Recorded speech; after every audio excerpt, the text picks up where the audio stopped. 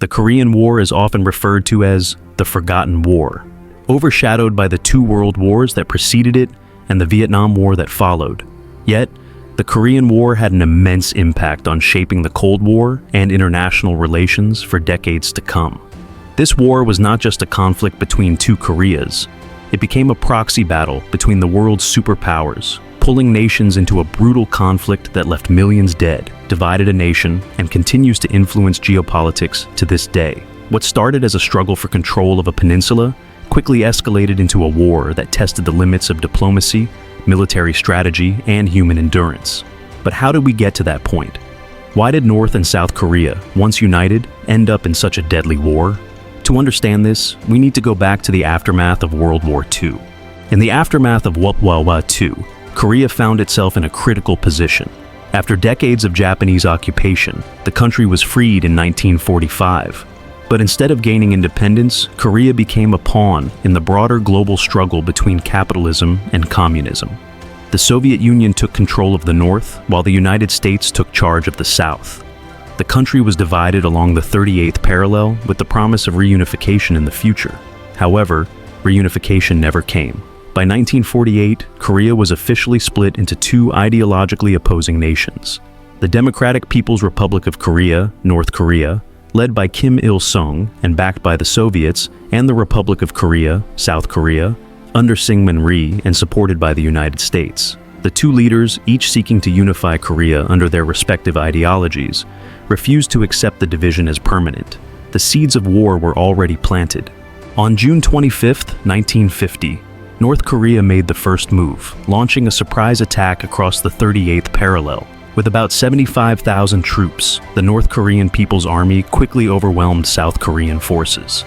Within days, they captured Seoul and advanced swiftly southward, pushing South Korean and American forces into a desperate defense around the port city of Busan.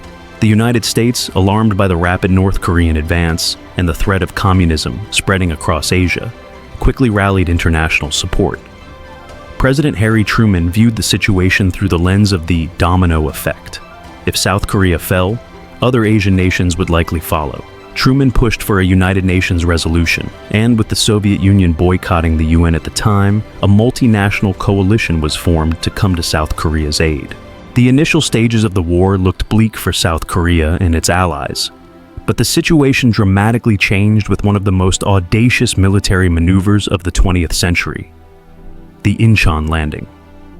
On September 15, 1950, General Douglas MacArthur led a daring amphibious assault behind enemy lines at the port of Incheon.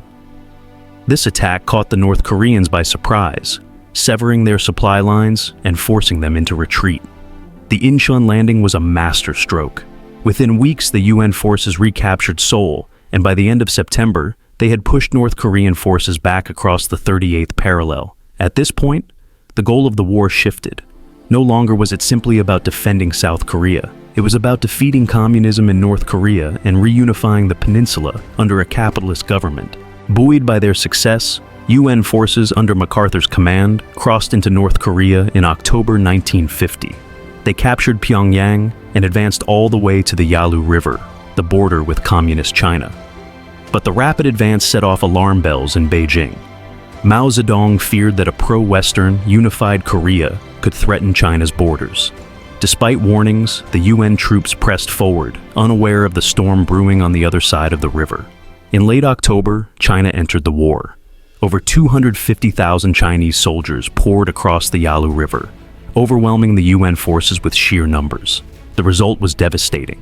The UN troops were driven back into South Korea, suffering heavy losses. By January 1951, Seoul had fallen to Chinese and North Korean forces for the second time in the war. The intervention of China marked a turning point in the war. MacArthur, furious at the setbacks, proposed radical measures, including the use of nuclear weapons against Chinese cities. His suggestion alarmed President Truman, who feared that such actions would escalate the conflict into a full-scale world war. Truman relieved MacArthur of his command in April 1951, a controversial decision that underscored the tension between military ambition and political pragmatism.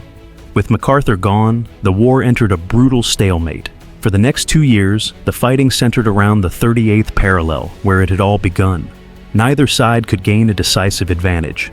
Peace talks began in mid-1951, but they were slow and often stalled over issues like prisoner exchanges.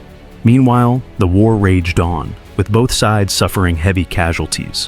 While the strategic and political dimensions of the war are crucial, it's equally important to remember the personal stories of the soldiers who fought on the front lines.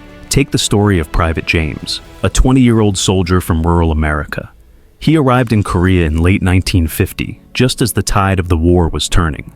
In his letters home, James wrote of the harsh Korean winters, the exhaustion of constant fighting, and the loss of close friends in the chaos of battle. James was stationed near the Chosin Reservoir, where one of the war's most brutal engagements took place. Surrounded by Chinese forces in freezing temperatures, James and his comrades fought desperately to break free. The Frozen Chosin campaign became a symbol of the soldiers' endurance and courage. Despite being outnumbered and facing unimaginable hardship, they refused to give in. By 1953, both sides were exhausted. Dwight D. Eisenhower had been elected President of the United States, and one of his key goals was to end the war. After 2 years of protracted negotiations, an armistice was finally signed on July 27, 1953. The agreement established a demilitarized zone, DMZ, along the 38th parallel, effectively freezing the conflict in place. The armistice brought an end to the fighting, but not to the war itself.